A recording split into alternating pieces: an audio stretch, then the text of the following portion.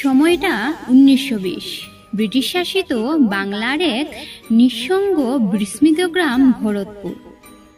তবে গ্রামটা শুধু ফাঁকা নয়, এখানে সময় থেমে গেছে এক জায়গায়, কুয়াশায় মোড়া সেই পুরনো রাস্তায় আজও কেউ হাঁটে না সন্ধ্যার পরে।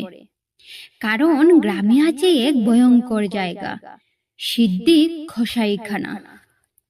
অনেকে বলে ওখানে রাতে কান পাতলে শোনা যায় একজন মায়ের চিৎকার, যার সন্তান জন্ম নেবার আগেই ছিনিয়ে নেওয়া হয়েছিল তার গর্ভ থেকে।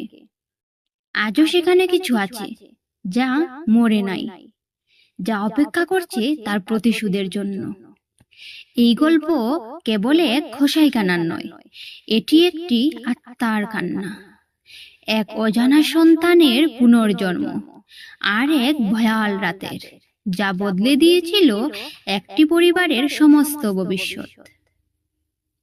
তো শুনতে থাকুন আমাদের আজকের গল্প, কসাইখানার ছায়া। পূর্ববঙ্গের এক প্রত্যন্ত গ্রাম ভরতপুর। এক সময় জমিদারি শাসনে খেপে ওঠা গ্রামটি এখনো যেন মৃত এক জনপদ। ব্রিটিশ শাসনের করাল ছায়ায় এবং জমিদারদের অত্যাচারে মানুষ গ্রাম ছেড়ে পালিয়েছে। গ্রামের এক কোণে শতাব্দী প্রাচীন একটি কসাইখানা, সিদ্দিক কসাইখানা। আজও তার রক্তের গন্ধ যেন বাতাসে ভাসে। অথচ গত 20 বছর ধরে কসাইখানাটি বন্ধ। কেন? কেউ জানে না। শুধু জানে এই এলাকায় কেউ সন্ধ্যার পর যায় না। কলকাতা থেকে আগত তরুণ চিত্রকর শ্রীবাস সরকার তার স্ত্রী সন্তানকে নিয়ে ভরতপুরে আসে। উদ্দেশ্য একটি পুরনো জমিদার বাড়ি কিনে রেস্ট হাউস বানানো এবং পাশের গ্রামগুলোর দৃশ্যপট নিয়ে ছবি আঁকা। তাদের আশ্রয়দাতা স্থানীয় জমিদার বংশের শেষ উত্তরাধিকারী হিমাংশু রায়। হিমাংশু তাদের থাকার জন্য জমিদার বাড়ির পুরনো অতিথি ভবনটি ঠিক করে দেন, কিন্তু বাড়ির আশেপাশের লোকজন তাদের সতর্ক করে দেয়, সন্ধ্যার পর কসাইখানার দিকে তাকিও না। শ্রীবাসের কৌতূহল বাড়ে, সে জানতে চায় কি এমন আছে ওখানে। একদিন সন্ধ্যায় শ্রীবাস ছবি আঁকার জন্য কসাইখানার সামনে গিয়ে বসে। হঠাৎ চোখে পড়ে কসাইখানার দরজায় দাগ, কোনো মানুষের নখের দাগ। তারপর সে শুনতে পায় মৃদু কণ্ঠস্বরে কেউ ফিসফিস করে বলছে, বাঁচাও বাঁচাও। সে ছুটে যায় বাড়িতে, কিন্তু তার স্ত্রী বলে সে কিছু শুনেনি। পরের দিন সে গ্রামে পুরনো এক বৃদ্ধের কাছে জানতে পারে সিদ্দিক কসাইখানা আসলে কসাইখানা ছিল না, সেটা ছিল এক ব্রিটিশ কর্তার গোপন নির্যাতন কেন্দ্র, যেখানে স্বাধীনতা সংগ্রামীদের ধরে এনে চালানো হতো নির্মম নির্যাতন। অনেককেই কেটে ফেলা হতো জীবন্ত। এক রাতে শ্রীবাসের স্ত্রীর হঠাৎ ঘুম ভেঙে দেখে ঘরের দরজা অর্ধেক খোলা, দরজার বাইরে একটা কালো ছায়া। সে ভয়ে চিৎকার করে ওঠে। শ্রীবাস এসে দেখে কিছু নেই, কিন্তু মেঝেতে একরাশ ভেজা রক্তের দাগ। পরদিন সকালে দাগ উধাও। শ্রীবাস রাত্রিবেলা ছবি আঁকতে বসে।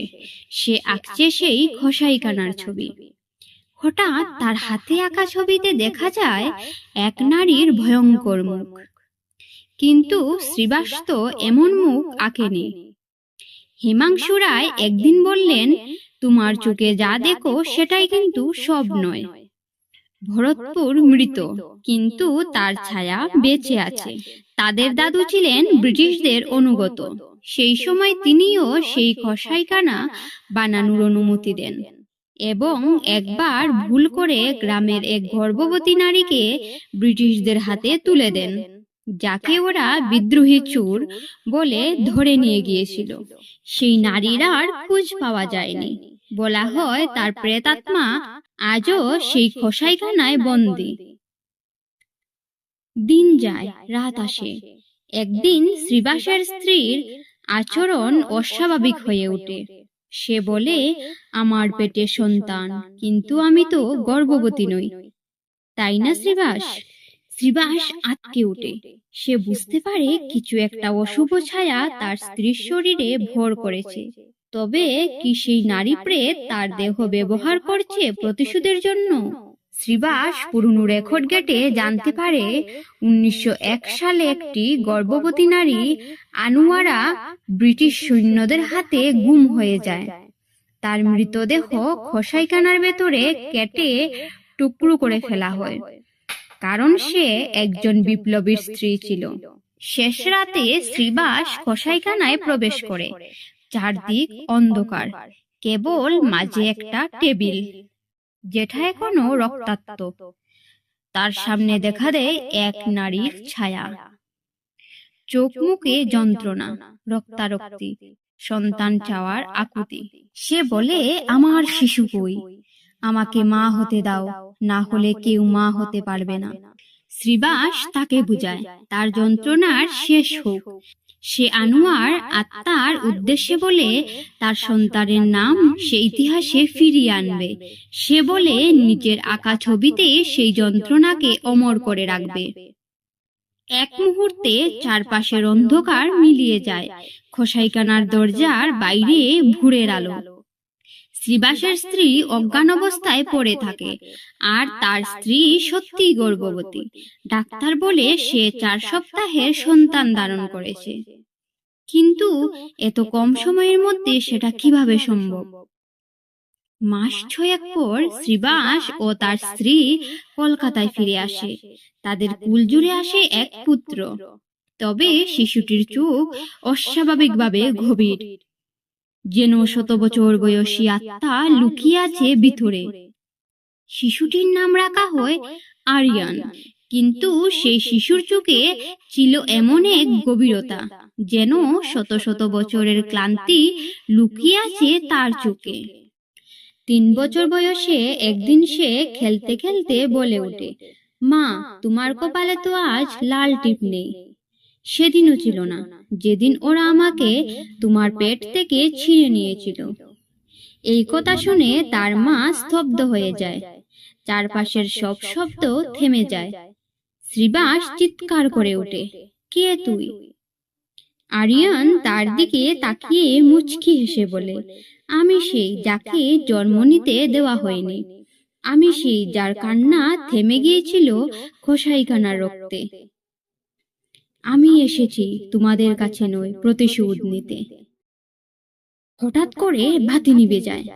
দেওয়ালের গড়ি থেমে যায়। এক নারী প্রেতের ছায়া গড়ের কোণে দাঁড়িয়ে থাকে। সে বলছে, শুধু মুক্তি চাইনি, আমি ন্যায় চেয়েছি।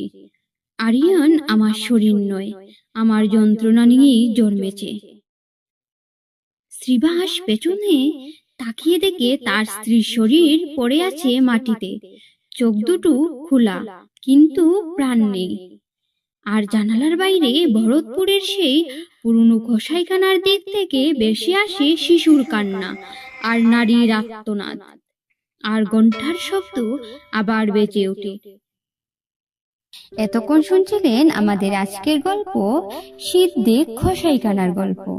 গল্পটির লেখক শুভজিৎ চক্রবর্তী, গল্প পাঠে আমি অসীমা। গল্পটি কেমন লাগলো তা কমেন্ট করে অবশ্যই জানাবেন,